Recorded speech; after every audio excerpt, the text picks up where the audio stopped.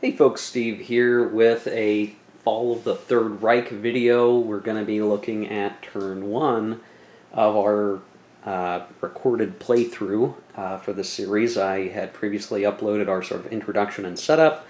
I think we're about ready to go,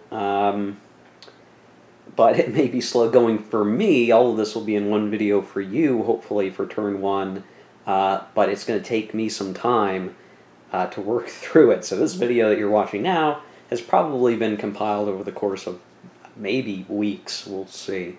A couple of things. The lighting may look a little different in this video. One of the lights in my game room that is on a wall sconce thing went out, and those light bulbs tend to be more of a yellow light, a softer light. And that one light in one of the corners of the room being out changed the light dynamic.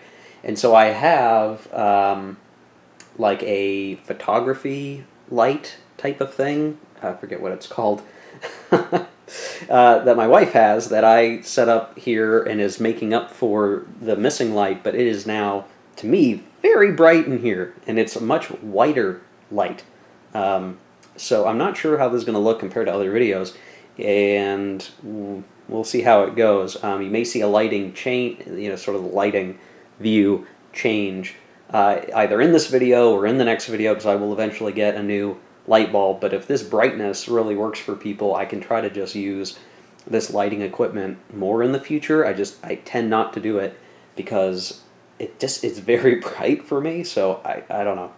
But okay, well, let's get started here, right? No more preamble. Let's take a look. Well, this being turn 1, our guiding light here is going to be the sequence of play. And you can see there are a total of 18 phases, but many of them are going to be pretty straightforward stuff. So we're just going to take a quick look here. We see, the turn marker advance phase. Well, not on turn 1, right? Turn 1, no big deal. Reinforcements, not on turn 1. Okay. But you can see each major faction get some reinforcement segment. The Axis, the Allies, meaning the Western Allies, and the Soviets, they get a certain number of replacement reinforcement points. They get reinforcements based on the schedule that is on the turn track up there. So I'm getting ahead of myself on replacements, but the reinforcement segment should be pretty straightforward.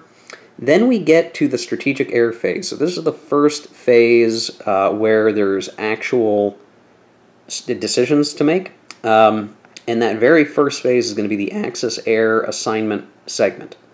Then usually what would follow that is the Allied air assignment segment, but it says not on turn 1, which is kind of weird because then when I look at the replacement phase, there's stuff for Allied factory bombardment and interdiction that you would think you could probably do on turn 1, but if you haven't done any air assignment as the Allies, I don't think you can do those things. So there might be some logic I need to double check here. Maybe the Bomber Command Air Force that we get at the beginning of the game is supposed to be designated for something specific. I'm not really sure on turn 1. But the Axis air assignment should be a little more straightforward. And as I referenced the rulebook, this is basically the Axis deciding what are they going to do for the turn with their air. And there is a box. It's at the top of the map.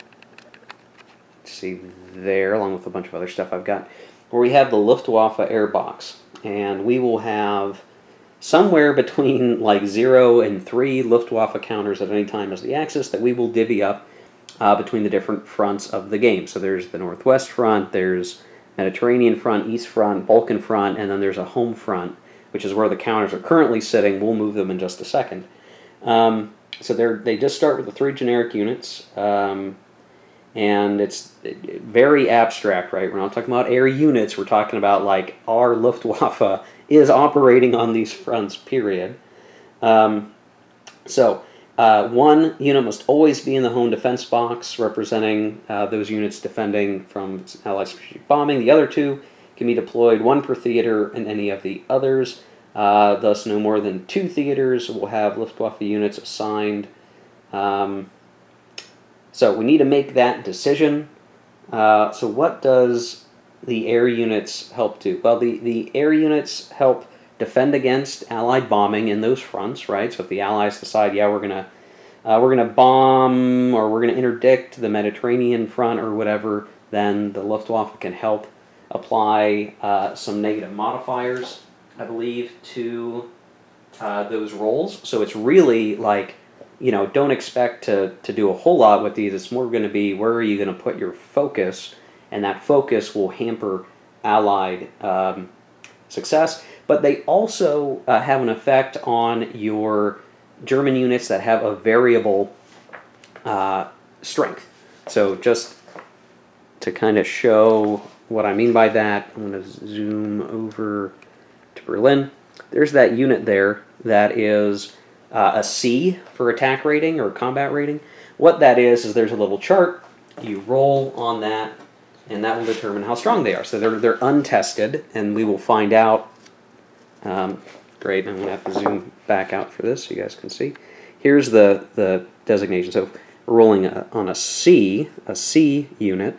We'd roll a d6, and then if I roll a 1, his combat strength is 2, 2 to 3 is 3, 4 to 6 is 4. Obviously, better class of unit will have greater strength overall.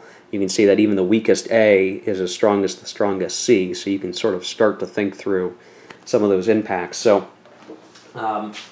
if you have Luftwaffe present, that provides a die roll modifier, which obviously can help a lot in ensuring that your units are as strong as possible. So it's a pretty straightforward decision, I think, from the perspective of the Axis player. So we have to leave one Luftwaffe unit in the home front, but I think otherwise we're going to go ahead and say there's one in the Mediterranean front and one in the East front. We're not expecting a whole lot of action in the Balkans. We're probably not expecting anything in Northwest Europe in the Northwest front. Of course, me, setting the Luftwaffe up that way could maybe incentivize the Allies to do something different if you're playing the open game, the non-historical variant where you can just do whatever you want. Yeah, sure, there's no Luftwaffe over France. Maybe you have a greater incentive to go there, but I don't think that's a smart decision. And if you watch the previous video, we talked a lot about the strategic implications of going for Italy first and following a relatively historical path. So you can watch that if you haven't already. Okay, so then the Allied air assignment segment we're not supposed to do. And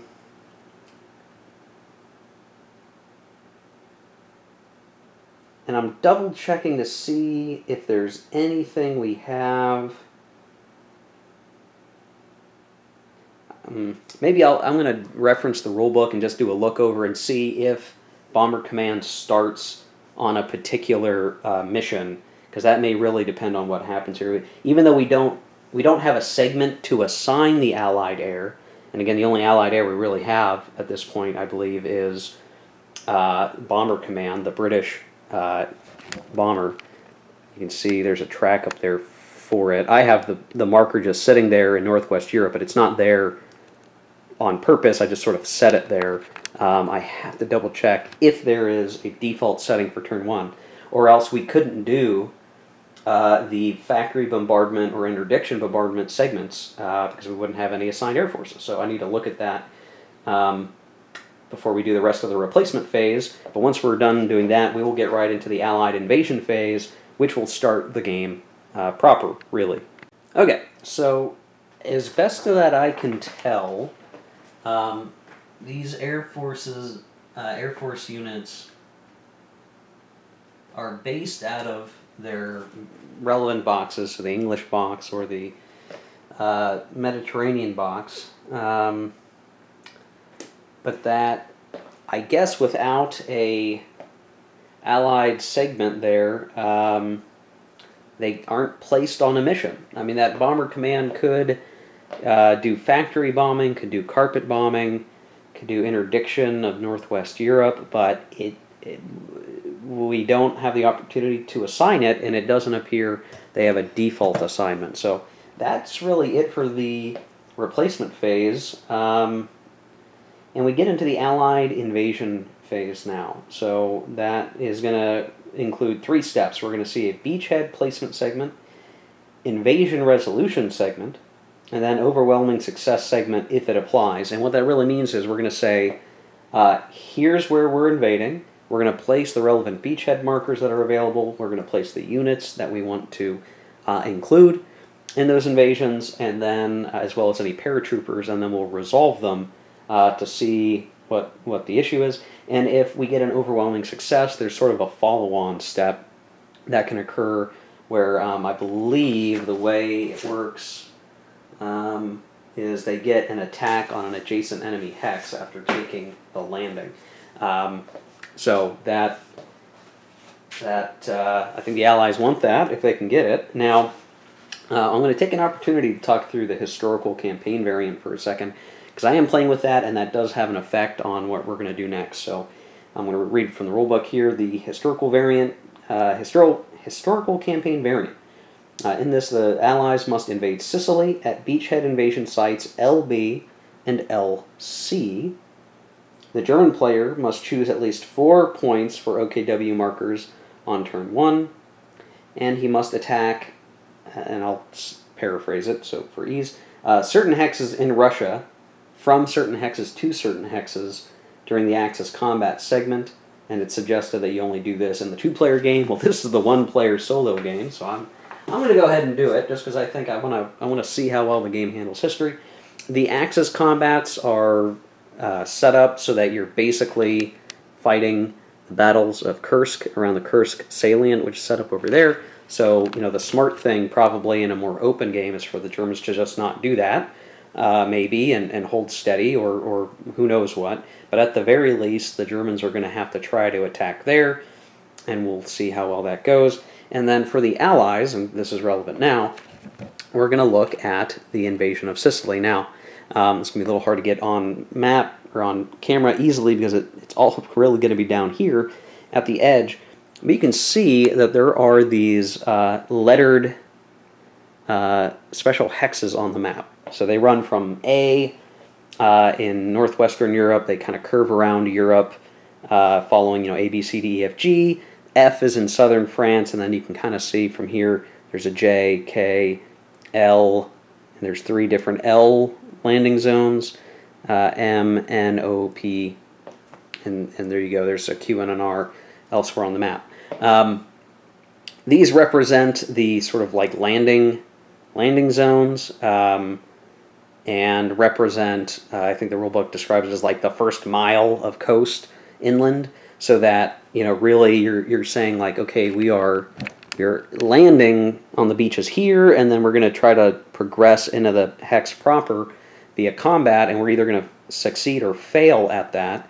The historical variant is going to have us operate from these 2 landing zones, here and here, one towards Gela and one towards Syracuse. Each of these hexes, no matter what we're talking about over here at least, are within 4 of an Allied trace marker. That's going to be important for air support related activities, and that is regardless of, I believe, things like the bomber command.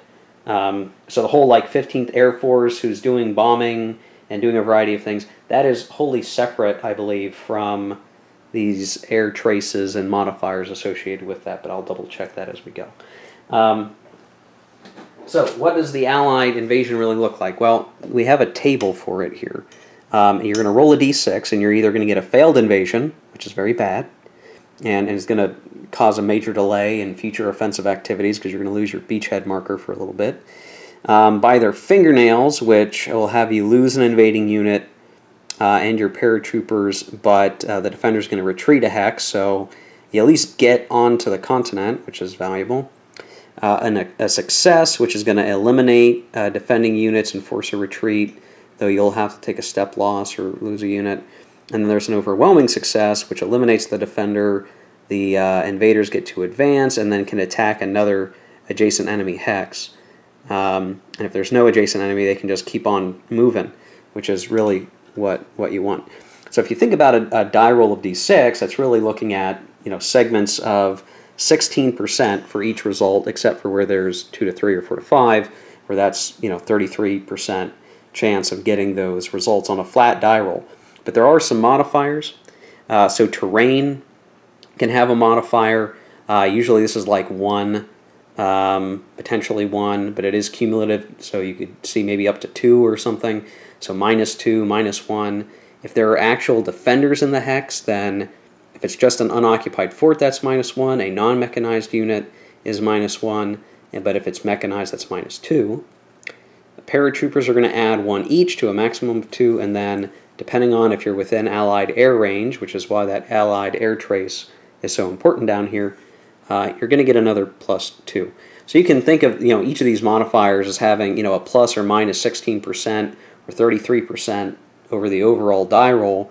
And what we'll see here as we examine the invasions of Sicily is, with the right amount of support, we can almost guarantee that we're at least going to get a by their fingernails result, and a decent chance of getting general successes or overwhelming successes, because it's really going to be around how you control those modifiers, right?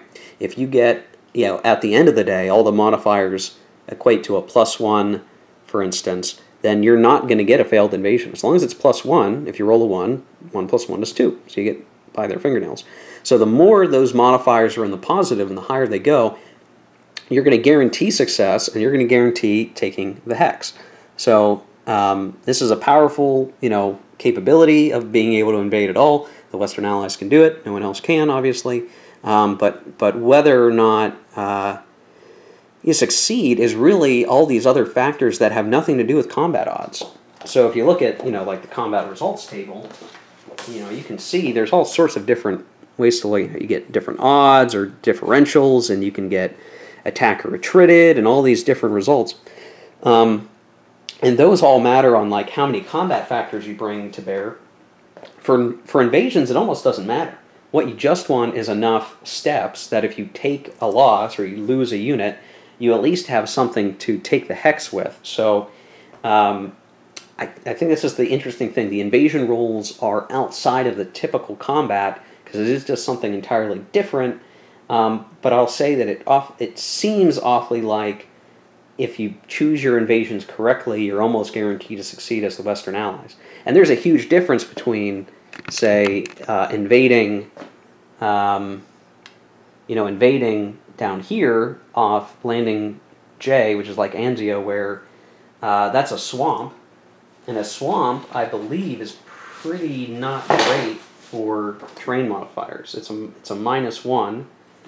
And then if there's a city as well, then that might be another -1. So -2, you're definitely making it more difficult. And if those hexes also have units in it, I mean, you can imagine the best that you can do as the Axis is just make an individual landing zone really annoying to take. But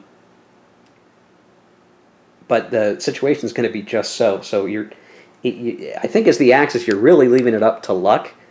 You can't really ensure that the Allies aren't going to land. They're going to land, right? This is the fall of the Third Reich game, not the survival of the Third Reich game. They're going to get onto the continent, but you can hope that the die rolls don't go their way, that you defend the landing zones as best you can, and then from there on out, it's defend where you can best defend. So that's a lot of nebulous discussion. Let me put a break here, and then we'll look at this actually happening on the game map.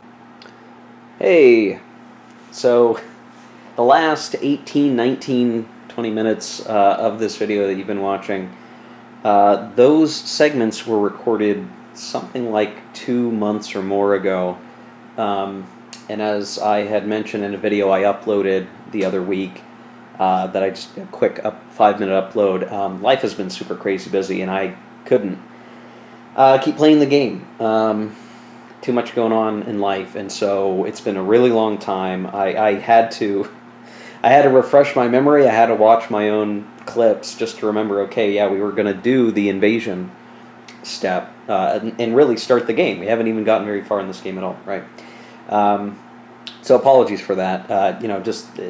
Life is so crazy, and there's a lot of videos that didn't get made because of that. So this series obviously other one-off videos that I'd like to do covering a variety of random topics.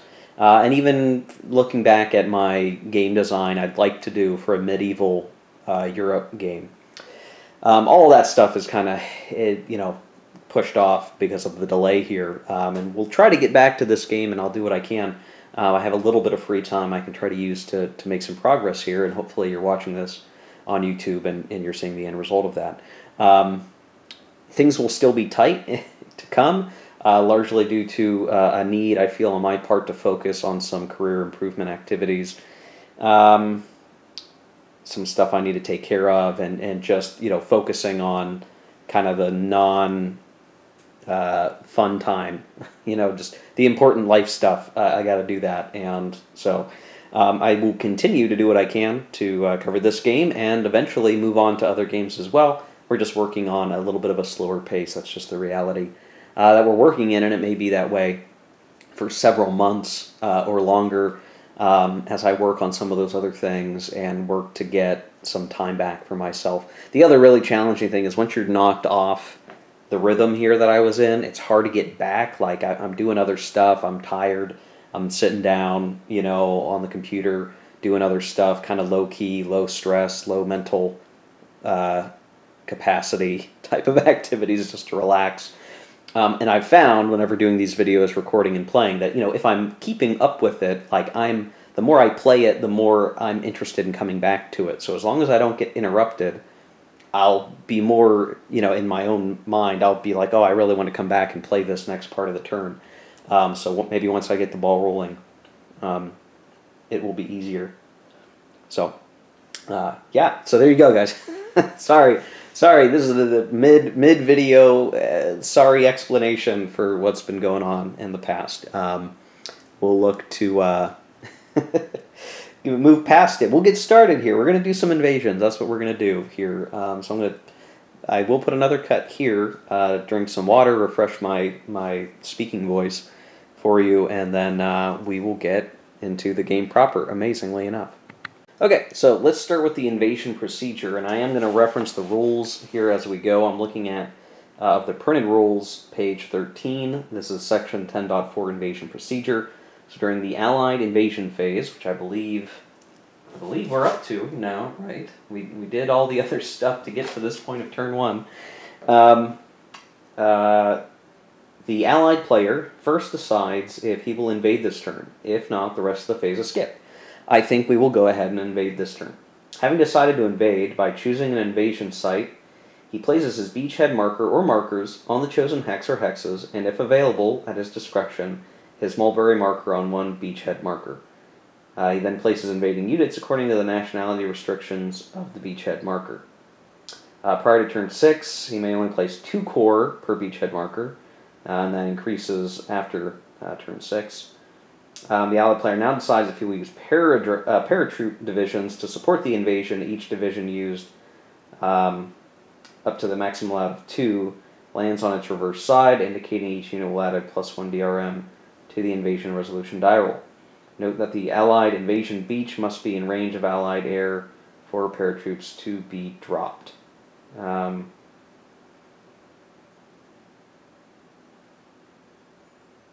Okay, so let's first do that. Now, again, if I reference the historical game, I need to double check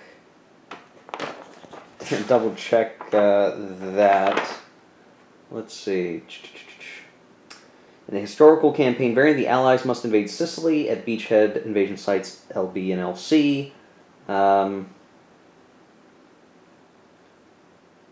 Yeah, so that's the part that's relevant here.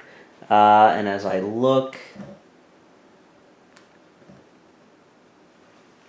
Yeah, so here, let's examine down here. So we have basically LB and LC, right? And we're going to look at the Mediterranean box, which is over here, and we find that, yeah, we do have landing markers. We have one US and one Commonwealth. So as we look back, we're going to place our Commonwealth beachhead marker here, and we're going to place our US beachhead marker there. Now, in those places, we can have 2 2 core size units per beachhead marker. So if I look, it's going to be sort of off screen here. So for the Commonwealth, it doesn't really matter which ones we pick, because it looks like they're all pretty much the same. So we'll have, I'm sure there's some historical set I could pick, but I'm just going to be really basic here. We have 2 mechanized units, both 5.66 units. So we will place these here, so 2 there. We will also need to decide, do we want to use the paratroopers? I think we will, so I'll just place a paratrooper there, because there are units in Syracuse defending. For the U.S., this is much more straightforward. There are only 2 U.S. corps in the Mediterranean box, and they're both very similar to what we had before. We have 5.66 units mechanized.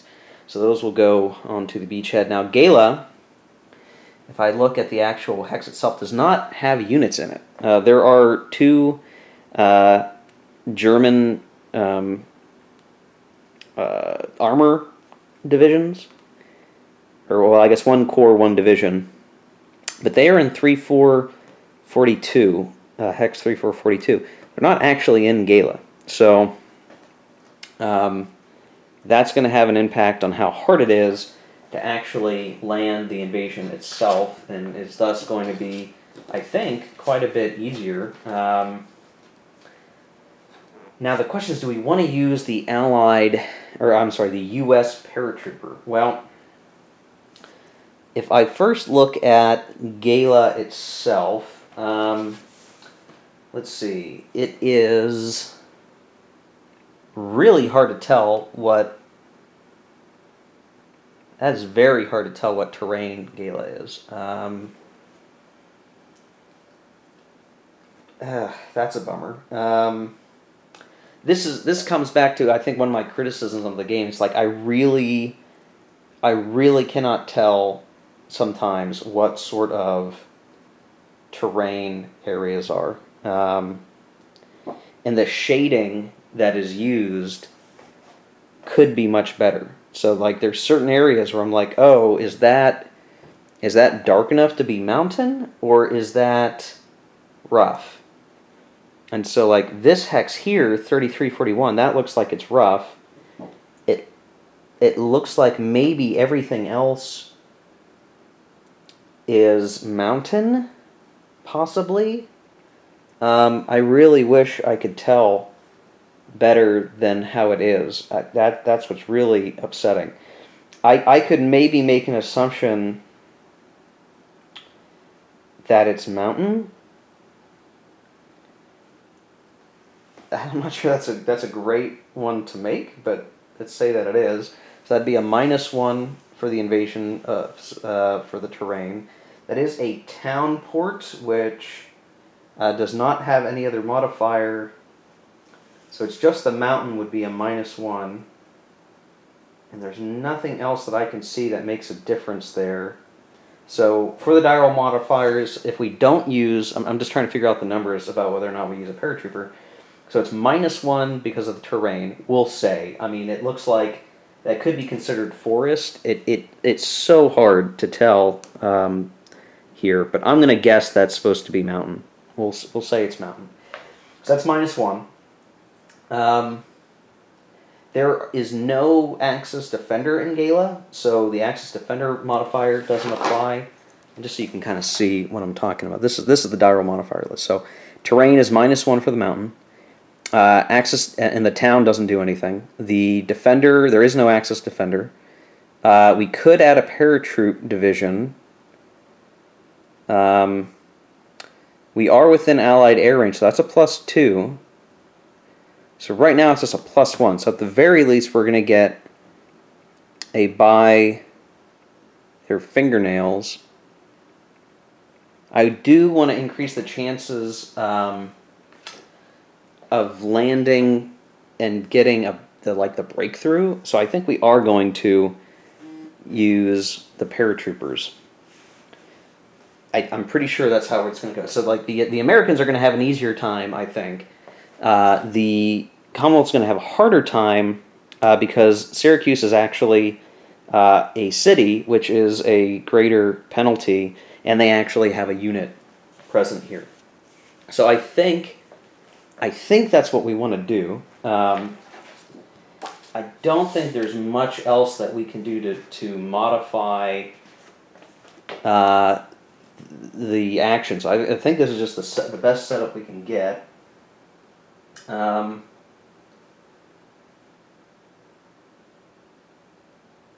da, da, da, da, da.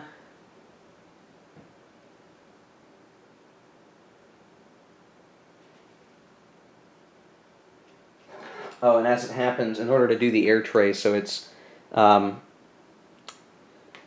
air trace doesn't really matter because I think we're good either way. So it's like 1, 2, 3, 2 Syracuse, which puts it in air range, and then 1 puts it in air range.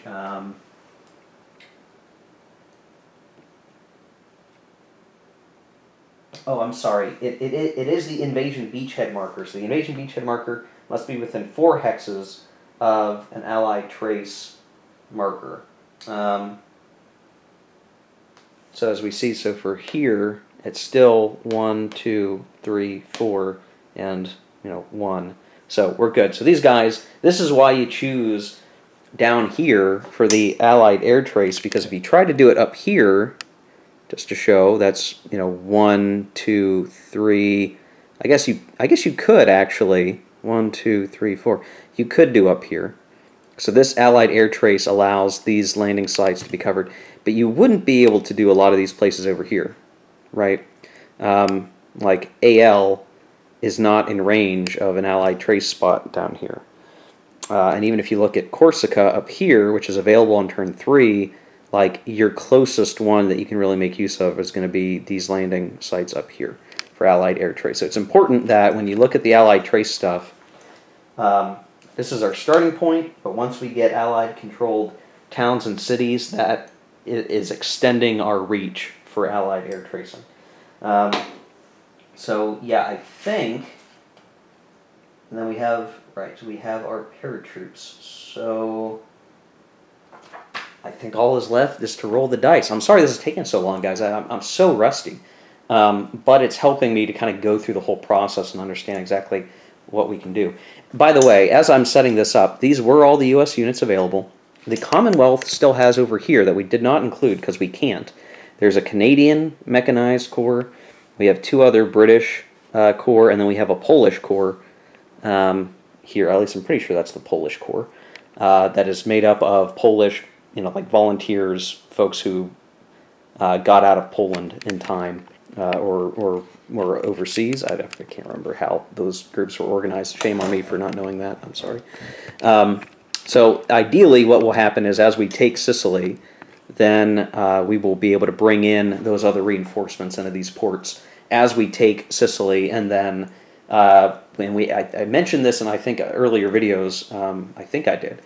I believe according to the Reich surrender rules, if we take Gela, Syracuse, and one more town, Messina would be the obvious one, Italy will surrender. And I think that lines up with the historical events, because after Sicily had been captured and the Allies started to make their landings in southern Italy, or the crossing, the Fascist Council of Italy or whatever, deposed Mussolini, and the government collapsed or something. So I think the game does that in an okay state. I think some people may have questioned why would Italy, when they say Italy falls when you get a city and some towns, they think Italy, Italy.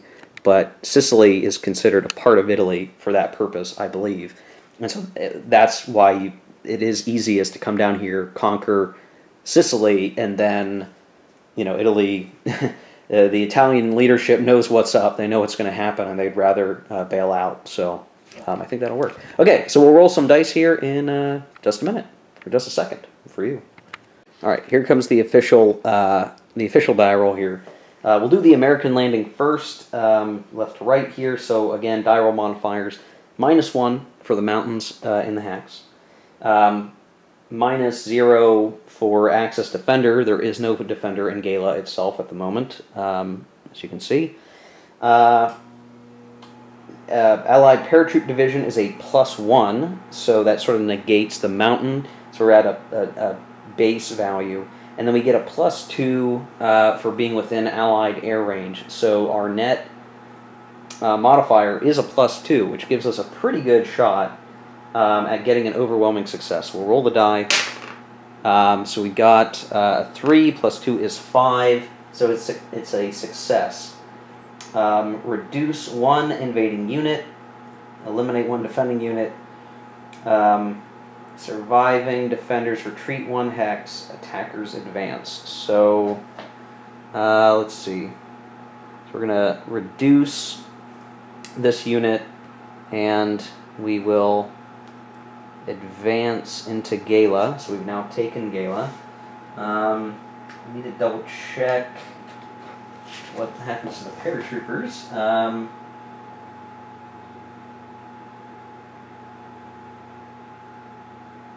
Flip the paratroopers their combat strength sides and place them in the coastal hex with any advancing units. Or leave them in the beachhead marker. Well, I think we'd want to go ahead and move them forward. It's a dang shame we didn't get the overwhelming success. That would have helped us actually attack this hex, and we're not going to be able to do it on the first turn. So that's kind of a bummer. It's like a suboptimal roll for us. Would have liked it. A 4 would have been enough. We had a 50% chance of getting an overwhelming success there, and we didn't get it, so that sucks. So yeah, we took a step loss to the 1 American corps is flipped, and then the paratroopers are also in the hex. So we are officially on the continent. We've taken an Italian town. So now we'll roll for the British. So the terrain modifier, if I look at my turn track, or my terrain effects chart, which is how I'm figuring all this stuff out, Syracuse appears to be, I want to say that's swamp, but again, it's awfully hard to tell, and I really dislike that. Ugh, that's maybe the one shame of this game, really, is the map art. Man, if it was just a little bit clearer, I'd be less frustrated. It's not hugely frustrating, but it is kind of an annoyance. So you have a -1 for that reason. We also have, because it is a city report, it's another -1. So what we end up having is a -2 for terrain. There is an Axis Defender. It is non-mechanized, so that's a -1. So now we're at a -3. The Allied Paratroop gives a +1, so we're down to -2. And then we are within Allied air range, so that makes it a 0. So whatever we're doing here for this invasion is a straight-up die roll, which is less than ideal, certainly. So we'll roll the die. Oh, we rolled a 1. All right. All right, failed invasion. Reduce all invading units. I think there's a typo there, so reduce these guys. And return them to the theater box. Okay.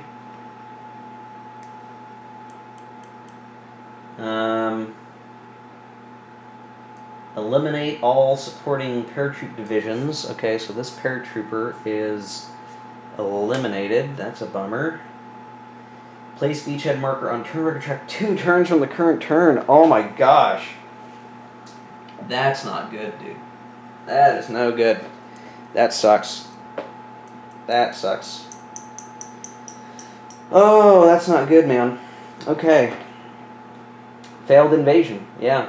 Reduce all invading unit, return to the theater box, eliminate all supporting paratroop divisions. So what does that do for us here? Well, it's not good. It's less than good. I will say that. It's remarkable how much harder this landing is, because it's a straight die roll, and I mean, I guess any result but what I rolled would have been probably fine. But that's no good, man. The city in a swamp is just no good. So it's going to be up to the Americans, I guess. So we lose the paratroopers, which means any additional help from paratroopers is gone for now until we can get them back. We will get them back eventually. What really hurts is the loss of the beachhead marker, which means like this is shut down. Like that invasion is shut down, and the Allies are basically only operating out of this area. We can expand our beachhead out of Gala, but it is less than ideal for sure. I mean that is going to be a problem. I was really expecting to run over this Italian unit, so we are not in great shape. That's not great. Gosh, I'm almost like, do I start over? Do I just say nah and I redo it? Is it that big of a deal? I don't know. I think this was an unlikely situation. Do we keep playing it? I guess we should keep playing it, right? That's what should happen. Let's see.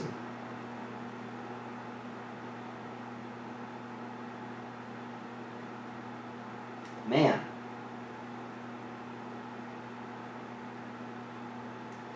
Okay, well that's it for the invasion. That sucked. That sucked for the Allies. Man, that was not good. Oh! Okay. Well, so as we look at our turn track, so here we go. Allied invasion.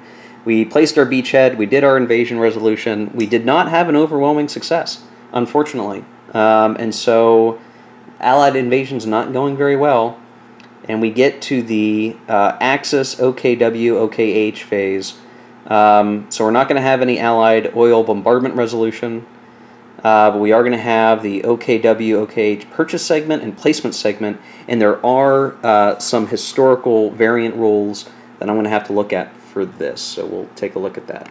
Okay, so we're going to switch things up a bit, because the Axis OKW, OKH phase is the Axis player's action. I have to sort of morph my brain into the Axis version of myself since I'm playing the Solitaire. What's interesting with the sequence of play is that throughout the turn, it is Allied player, Axis player, sort of back and forth, not in a, I'm going to do everything and then you do everything. In some ways it's like that, some ways it isn't. It's kind of interesting. So the Axis player now is going to need to decide how to manage its OKW markers. So on any given turn, we're going to be picking a total of 7 markers, or 7 value markers, I guess. And from our historical turn requirements, and this is really just for the first turn, German player must choose at least 4 points for OKW markers on turn 1, and then he has to do certain attacks on the east coast. So OKW is the west, OKH is the east, and so we need to kind of figure out what are we going to do with that and what even makes sense. If we have to pick 4 for the OKW, then that leaves us with only being able to pick 3. We're going to place these markers in Axis-controlled towns or cities in Northwest Europe or Mediterranean theaters for OKW, OKH placed in Axis-controlled town or city in the East or Balkan theaters. They have to be in supply. The printed numbers on the command markers are their command ranges. These numbers are doubled if placed in a city rather than a town. And then you flip the marker, whichever way to show. And then those markers remain until the next cleanup phase or until an enemy unit enters the hex. They are removed, not eliminated, and are available during the next time you have that phase. Only Axis units that begin the Axis combat segment in range of a marker may attack during the Axis combat segment. Note that a unit can be in command but out of supply, or out of command but in supply. Only Axis mechanized units that begin the Axis exploitation movement phase within range of the appropriate marker may move in that segment. Blah, blah, blah. Okay, so this is basically for the Axis determining like what what type of action are we going to take? Now, because we have an attack requirement, it's sort of, it's going to mean that's where we're going to put some of our guys. So, in order to make this decision, because it's going to be 4 and 3 no matter what, we need to look over to the east and figure out how does the Kursk, Operation Citadel affect us, which is what we're being forced into. So we have to attack from 6914 to 7014. So 6914 from here to here. So we need to have some marker in Orel or Bryansk. And then we similarly need to attack from 7017, which is here, to 7016 here. And so we need to be able to, if I kind of poke around,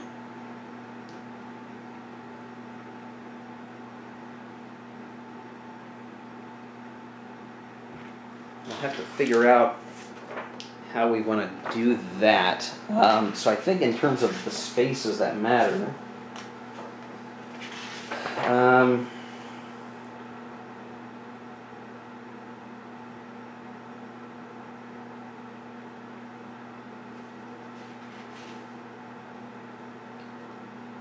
oh boy.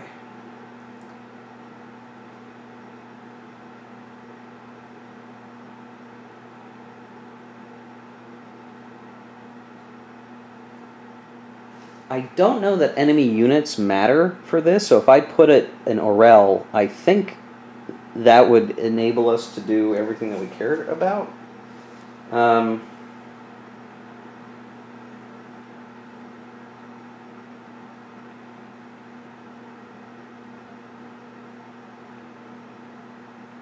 Yeah, it can pass through enemy Zocs.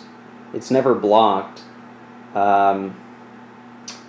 by enemy units or Zocs. So if we have a 3, I don't know that this is going to be the ideal option here, but if we have 3 for OKH, and we flip it to its city side and put it into Orel, we basically 1, 2, 3, 4, 5, 6. 1, 2, 3, 4, 5, 6. So basically, all around here could activate. That would be the only area, though. So we could get away with making it. Let's see. What are the other ways we could do it?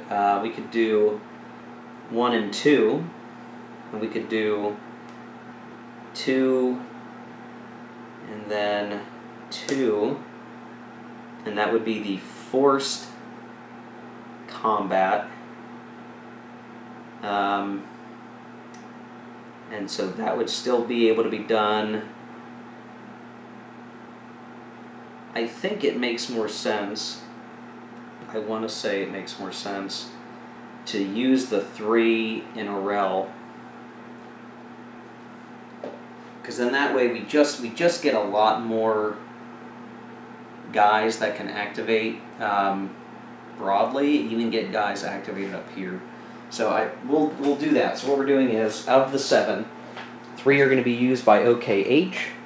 It's going to be 1 marker. We're going to place it in Orel. Orel is a city, so we flip it to its city side, which means the range is 6 hexes.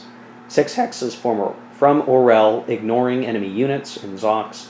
Those units can activate. So we get a nice kind of big bubble of activity over here. Now, what are the sort of like opportunity costs, right? If we were playing the non-historical version, we could spend a lot more of our 7 on the Eastern Front and have more cities and towns being command centers. That's basically what we're doing. We're designating a city, and that's where our command headquarters are going to operate out of and command units in that sector of the front line. So that's what we've decided to do there. Now, what that leaves us with is 4, which feels like a lot. 4 on the OKW side, and we have a lot of bandwidth to play with there, but we need to use that too for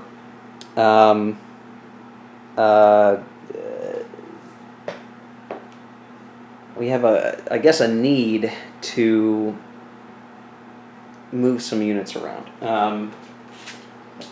Now, as I'm looking at this and I'm trying to figure out like what all can we try to do, what the decision making it's going to take for the Axis. This is going to move the German units as well as the Italian units. So we need to decide like where do we want to go that would make a difference to help protect Sicily. I don't know there's a whole lot that can be done, truth be told.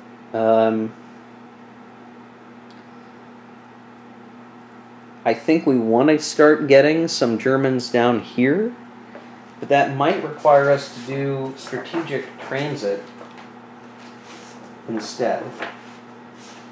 And I need to look at strategic transit and figure out how does that work. The Axis player may move 4 units by strategic movement within each theater. Axis units may only move between ports on the Baltic or Black Seas. Any unit that moves through more than one theater costs 1 of the 4 allowed transit units for each. Theater move through. So that's pretty tough. I mean, I think that puts a pain on how quickly we can get guys down here, because we really want to get them into the forts. I think that's the key take, is like, how do we get guys down into the forts?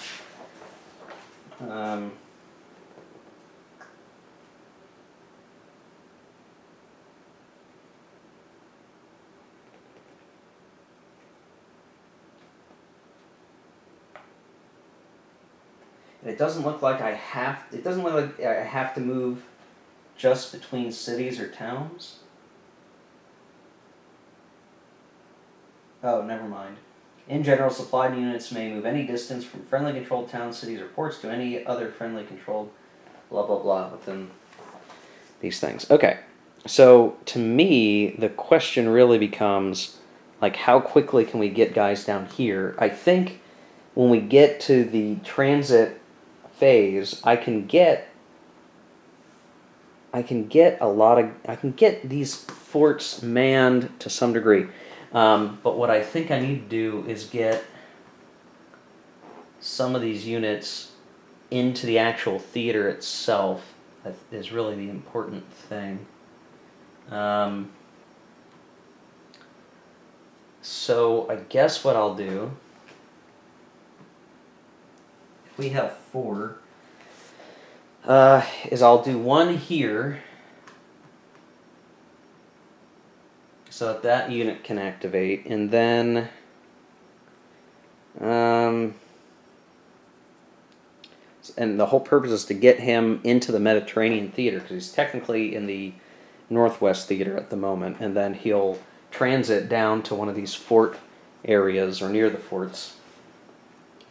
Everyone else should be close enough. I will likewise have an OKW there to activate this unit, who will do something similar. And then, so that's 3.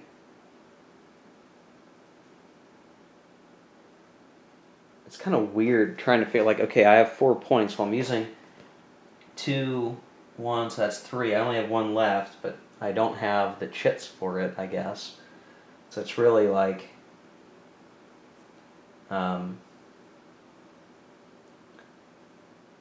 is there even a point to doing this the way that I'm doing this, you know?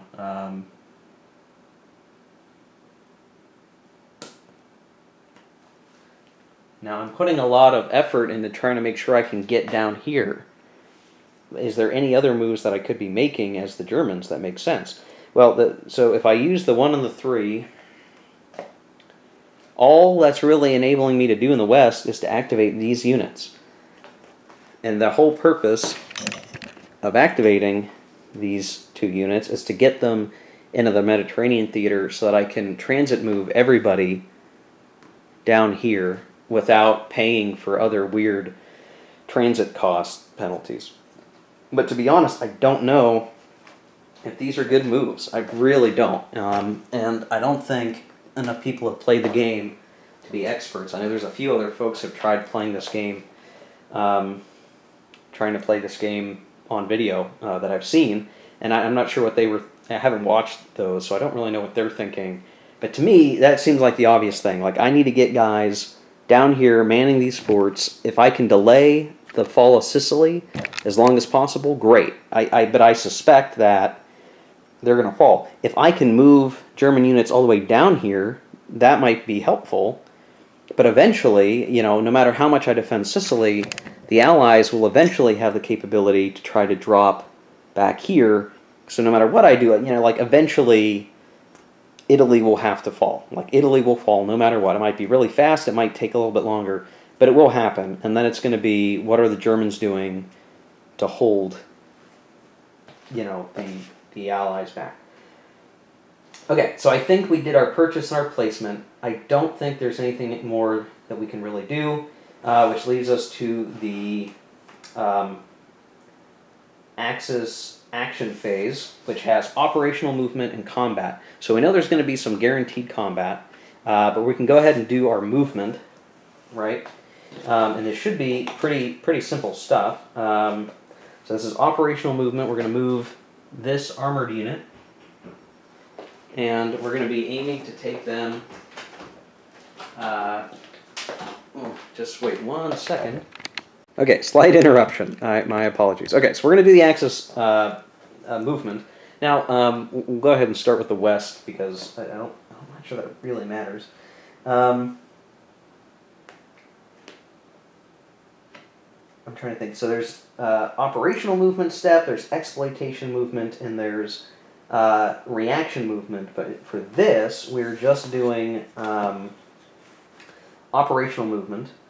So the Moon player moves none, some, or all friendly units. And let's see.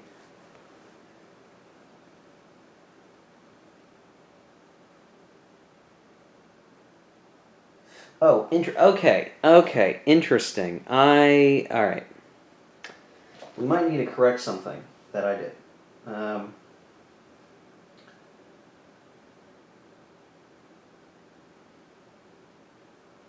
Interesting. Okay. I was half right. So when it's the operational movement segment,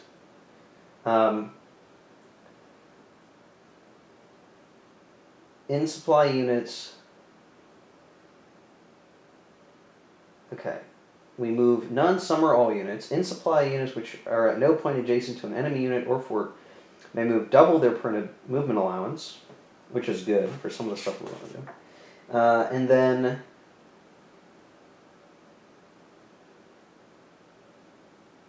let's see.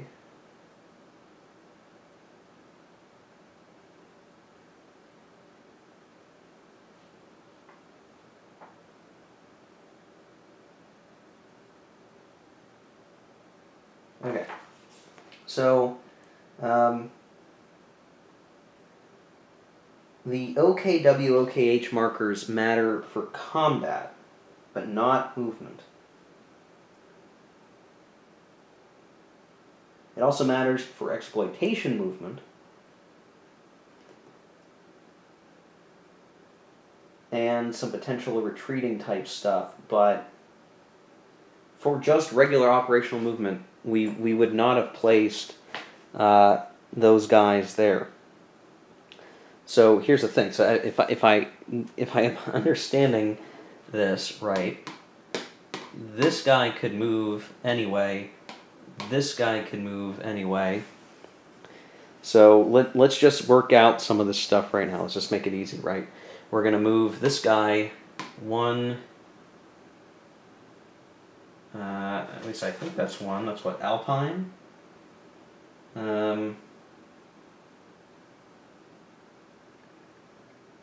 Alpine hex passes, which are here. So it's going to be, 1, 2, 3, 4, and that's more than enough movement to get him down. He's going to move 1, 2, 3 over there. We can even move. Let's see. 1, 2, 3, 4, 5, 6, 7, 8. 8. 1, 2, 3, 4, 5, 6, 7, 8.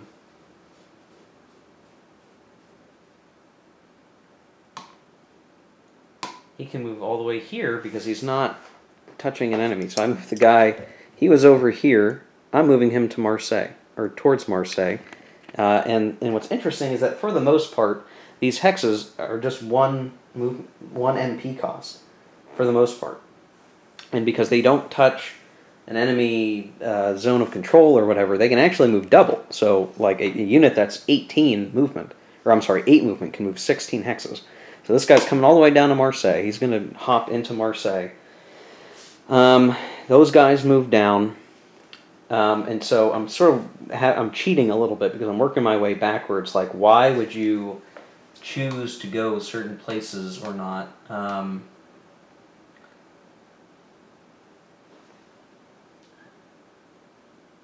Trying to work my way through the thought process here.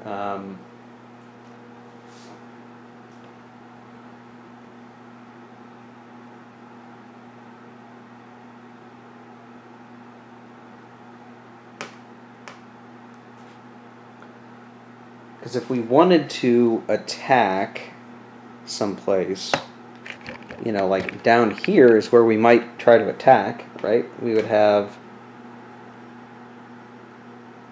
B unit, so maybe 3 or 4, so 7 attacking. Yeah, that would be a bad attack. That would be rough. I'm not sure we like that idea. So it doesn't, man, it almost like it doesn't matter where these OKW points really go. There's not enough places where we can attack. So these OKW markers, for the West Front anyway, I mean, really, I don't know even have a good place to go. I'm sorry I'm rambling on video. It's helping me think through what I need to be able to try to do. But the reality is, like, there's just not enough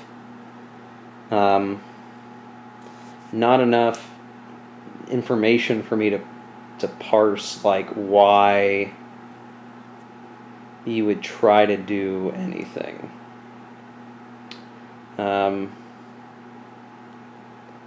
But be that as it may, maybe what we would need to try to do, yeah, gosh, I don't know. Because I really don't think attacking the Americans is going to work. That would be very bad. And I don't think we would have much else we could do. Okay, I'm taking the guesswork out of this, and I'm going to simplify some of what we're looking at here. I think the only thing that we can do on the West Front right now is hold spaces and hold the line. And I think we're doing that. I don't think the Axis trying to attack here would do anything.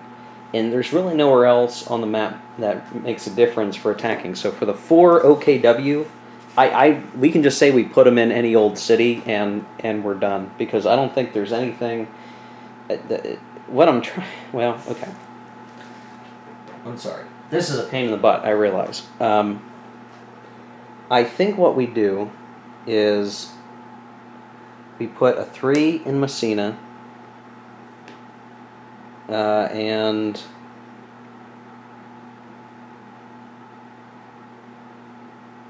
because that way we get, 1, 2, 3, 1, 2, 3, and we put one in Palermo, which gives us some flexibility to operate here for now, and it just means that these guys can potentially retreat out of a Zoc if we had to, and I think that makes more sense than anything. So our OKW command markers are putting us down here. That would enable us to attack. We're not going to attack, but they're going to be there for exploitation and retreat purposes, I guess. That's what we're going to do. And in terms of movement, the only movement I did was the movement that I showed, at least for the Western theaters, those units over here to get them into the Mediterranean theater. And I made some slight adjustments up here to defend some of the hexes better in the northwest. That's about it. For the east, for movement, I don't think there's a whole lot to do. If only because, like, everywhere that we're holding is okay of a spot to hold. And it really just becomes like, are we going to, we're gonna have to attack some of these places like we intended. But movement isn't going to really help us do a whole lot, not without sacrificing our position. And I'm not 100% sure, but I think the way the game is structured, I really don't want to leave gaps in the line if I can help it. So that's my thinking. So I don't think that we're going to do any real movement on the east, but we are having some mandated required attacks. So we have to make, so as we look at the Axis combat segment, again, west, I'm not going to do anything. In the east, we have to do attack. He must attack, the Axis player must attack from hex to hex, those two as a designated. It doesn't say I can't do more attacks, but I doubt that I'm going to make any others down the line. There's just not going to be a whole lot for us to be able to do. That's what it seems like to me.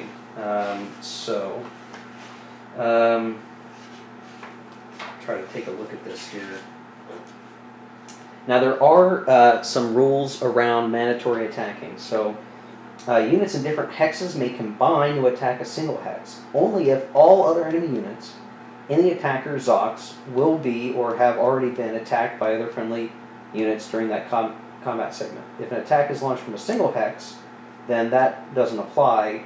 Not all units in the attacking Zocs, need to be attacked during the normal step. Okay, how to parse that, because I've seen this in other games. You can't have two hexes attack one hex unless there are no other enemy units that haven't already been engaged. And there's this sort of weird breakdown. Like, you could start from one end of the map and kind of figure out like who's attacking who. You could do attacks the whole way down the line, and that might offer you some places where you could do a double attack. Let me show you a couple of places where that's more relevant. So like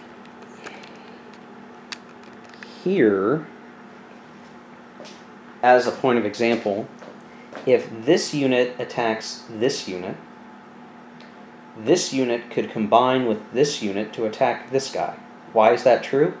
Well, because this unit, which is also in this unit's Zoc, is engaged here. This unit doesn't have any other enemies in its zone of control. So we just say, okay, one-on-one, we're going to fight here. Because this is the only other unit in that unit's Zoc, then it could combine, or it could combine here. The only problem is this guy has units in these Zocs, so he can't really do that. So it's sort of this weird, like, it seems awfully restrictive, compared to other games where it's just like you pick, here and here, they attack here. What you would have to do is like have this guy do a one-on-one attack here. I guess sort of like the reverse. Like this guy attacks here. That's okay. 1v1 is allowed. That would enable then these two guys to attack here. That's sort of how it breaks out. That's the logic that is applied. So you could actually create a situation over here in the Kursk salient, up here in the Kursk salient, where You could have more than one hex attack. You could try to have like this guy attack here, which enable this unit to combine with this set to attack here. Right? That's feasible ordinarily. Same thing with like, you could try to attack here to here and allow these guys to combine to attack, here or something. But based on the historical variant rules, if I try to interpret this right,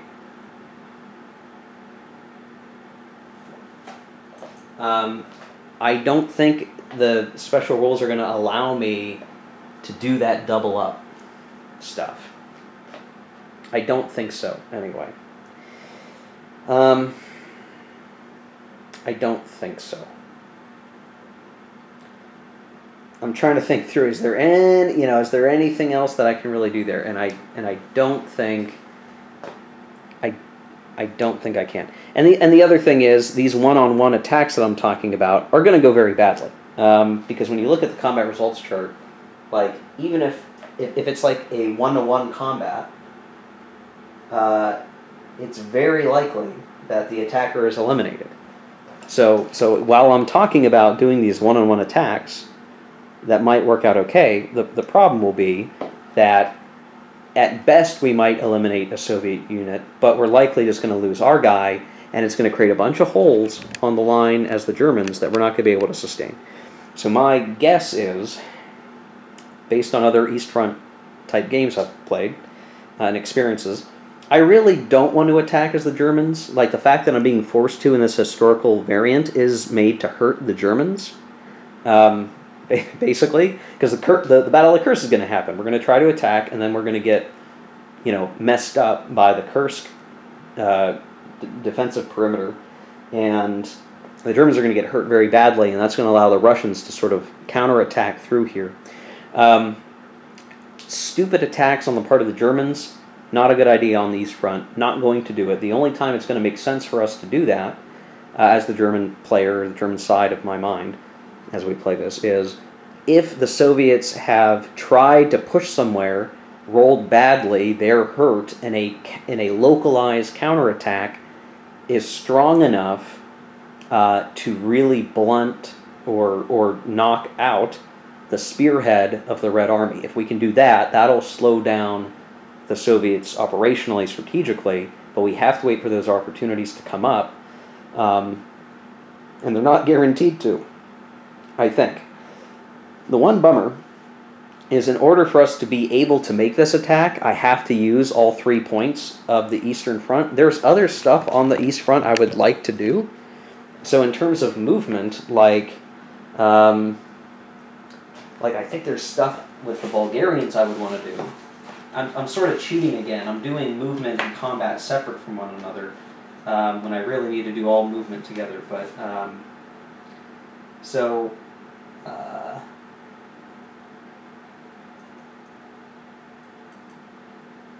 like the Bulgarians, right? Like, we might want to do something like, oh, I don't know. The Bulgarians have to stay in the Balkan theater, but these Yugoslavians, I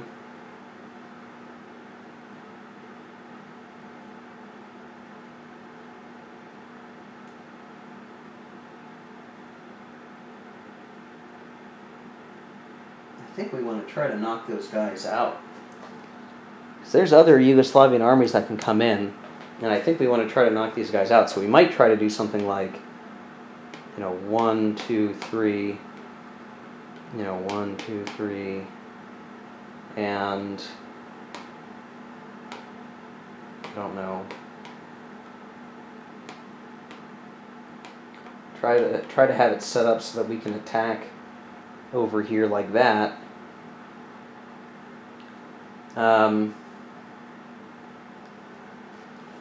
But we can't actually attack because we don't have an OKH unit or marker to put in Belgrade to command these units. So we can move over here, but we can't attack because all of our OKH markers had to be used to set up the Citadel attack. So just one of these, just some of this weird stuff I'm sort of uncovering as I'm playing through the game, and I will say, all of this stuff is still pretty preliminary. Like I don't know, all the right moves to have been taken here. But there you go. I'm going to discover stuff along the way. So okay, so let's get the actual combat over with, right? And we have to do this combat. I don't think there's any way we can get around it. It just has to happen. I don't think we're going to do any other attacks along the line because I really don't see a point in trying. The only thing maybe worthwhile would be something up here. But again, due to the attack requirements, we just can't do it. It just doesn't. It's a weird rule, and I know a lot of folks don't like rules like that where you can't attack for multiple hexes unless it is as described in the rules. But I get it. Like Ted Racer uses this rule in a couple other games. It makes sense to me because these other units can't just decide to focus in an area. Like they are technically engaged or have pickets out and defenses against all the units in its zone of control. It's not like you can just decide to pull all your guys, over to the west and attack. Like it just doesn't work that way in real life. And so, depending on what kind of war game you're playing, that however you decide to have that role, that makes sense. So, let's just get the combats over with here. Sorry for rambling so much. I know there's some of you guys who watch these videos and don't know why it takes me an hour to play through and talk through something. It's because I'm rambling and I'm trying to rationalize the game as we play. If you don't like that, you can watch somebody else. That's just the way it's going to be. Okay, looking over things. Determine the attacking units and defending hex. Okay, well we're going to go ahead and just do the straight up combats as we are required to. Let's see if we have any units here of a value. We do. Okay, so here, we have a 4, 8, 12, and then we have an A rating. And then, where's the other place we have to attack? 69, 14. We have a B, a C, and a C. So these are all untested guys. Each combat uses the following procedure. So each individual combat, so let's do the south one first, I think. So from here, attacking 70-16, I think it was. 70-16, or 70-17, 70-16, right, okay. So the defending Soviets have 8 defending combat factors. And we're attacking with at least 12, and we'll figure out the additional bits as we go. Okay.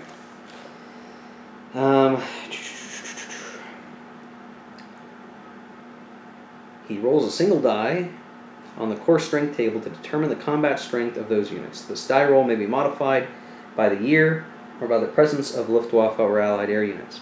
If any Axis corps are out of supply, they use the lowest one. So there's no allied air interdiction here, and we do have luftwaffe in the east front. So we get a +1 to our die roll. And we're doing this for the A unit, so we'll go ahead and roll it. What I'll do is make this easier for you guys. I will zoom in here so you can actually see what we're dealing with. Fighting with it. Here we go. All right. Again, attacking this hex, there's a guard tank army with a 5 and a infantry with a 3, so 8 combat factors. Here we're attacking with a 4, 4, and 4. These are armored divisions. That add up to 12. And then we have the A. So we're rolling for the A. We have a die roll +1. I rolled a 2, +1 is 3. So a 3 on the A is a 6. So we have 18 combat factors. 18 attacking 8, right? So now now that we've figured out our German lettered combat strength, we're gonna look at the combat odds or differential. We add all our attacking defending strengths, taking into account terrain and supply. Oh, okay. Well, what's the terrain? I believe that looks like it's clear. That is clear. No other terrain effects matter. Okay, so 18 to 8. That's basically 2 to 1, right? 2 to 1 is a pretty decent one. Let me see if there's anything else we need to worry about here. Here, I'm going to take myself off recording for a second. I was forgetting something. That's why I had to stop the video. I had to double check. And sure enough, yeah, I was forgetting something. So everybody's in supply. That's not really a problem. And while the rule book talks about, hey, this is what happens if the Axis can take Kursk, and I'm not sure exactly how that would occur, these guys are in the Kursk zone, Kursk fortified zone, which means their defense factors are doubled. So this is actually 18 versus 16. So it's not 2 to 1 odds. It's a shift differential. And the game actually has an interesting combat results table that has a differential thing. So there's 2 to 1. So if these guys were not, here it is, 2 to 1. If these guys were not in the Kursk zone, we'd be here. But instead, we are attacking with basically 18 to 16, which puts us on the differential +2 table, which is not as good, as you can see. Not as good. So let's see. There's no other modifier, so this is a straight up die roll on the +2 differential chart. So we'll roll the die. Oh, that's not good. That's not good at all. All right. So the Axis rolled a 1. That is a AEX with a red square. So this is a attacker exchange. All attacking steps but 1 eliminated. Defender loses 1 step provided attacker took a step loss. No advance. So we're going to take a step loss as the Soviets. I don't think it matters how we take that step loss. I'll have to look at that, but I think we can just say that this infantry step is lost, and we lose all attacking steps but 1 as the Germans. So, no, not very good at all, as one might imagine. Let me see.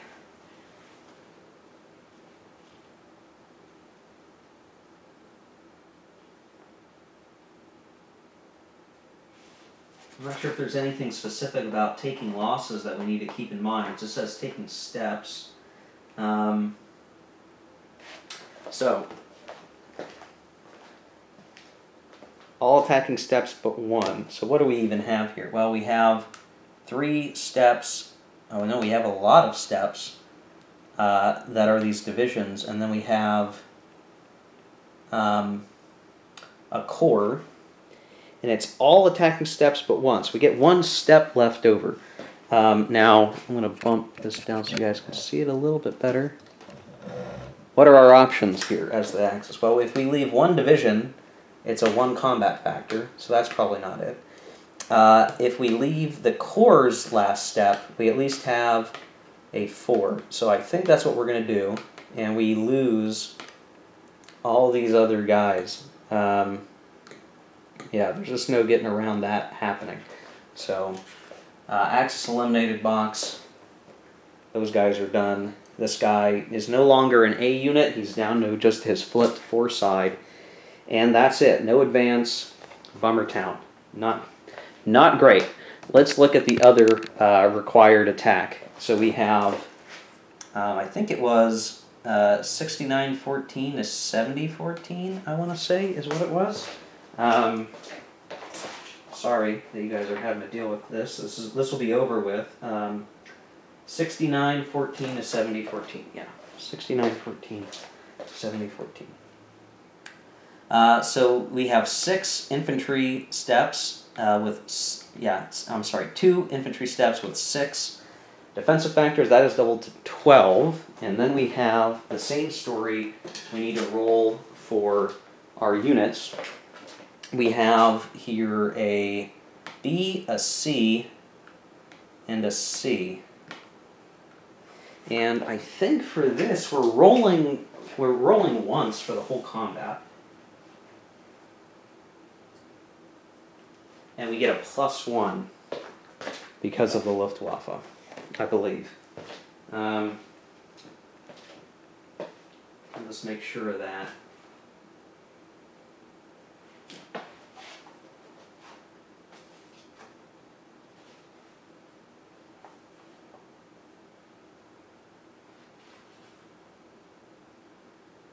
Yeah, for one combat step, this would be the one combat step. And it's multiple combats. We'll roll a die, add 1. Roll 2, +1 is 3. Okay, so in that case, we have 3, 6, 10 factors altogether.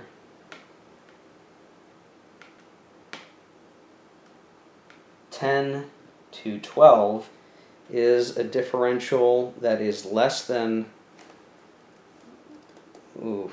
So I think because it's 10 to 12, that's going to go down to 1 to 2 on the odds differential, if I'm reading that right. I believe that to be the case.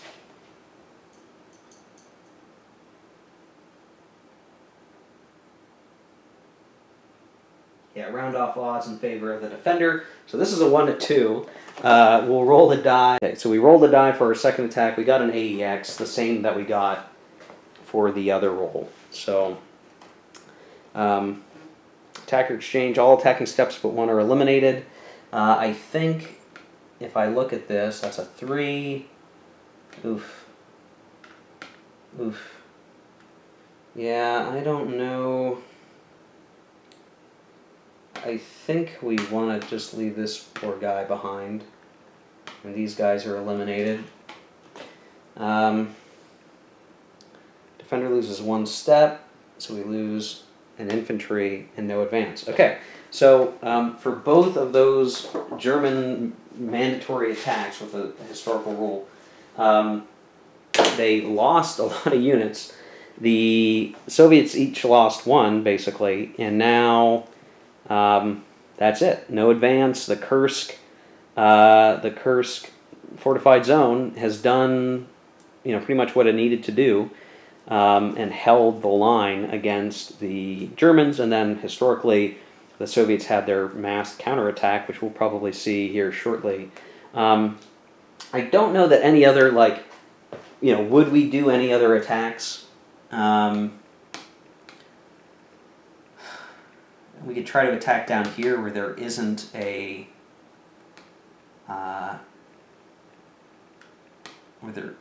fortified zone, and that might help do some damage.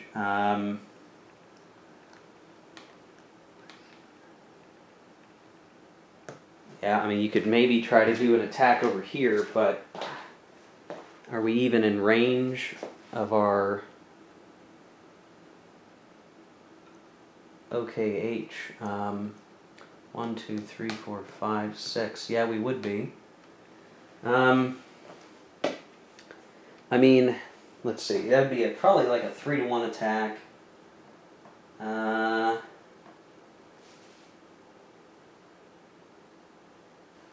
Is it worth it just to remove 1 Soviet step?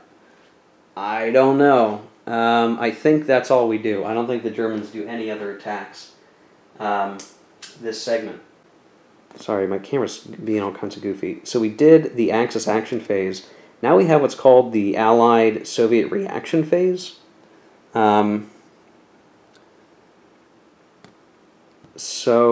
I'll have to look at what all that entails. Then we have attrition, exploitation movement. A lot of this stuff isn't going to be terribly relevant. And then we have Allied action phases, which is going to be, probably a little more involved. So these turns are long. Let's take a look at it.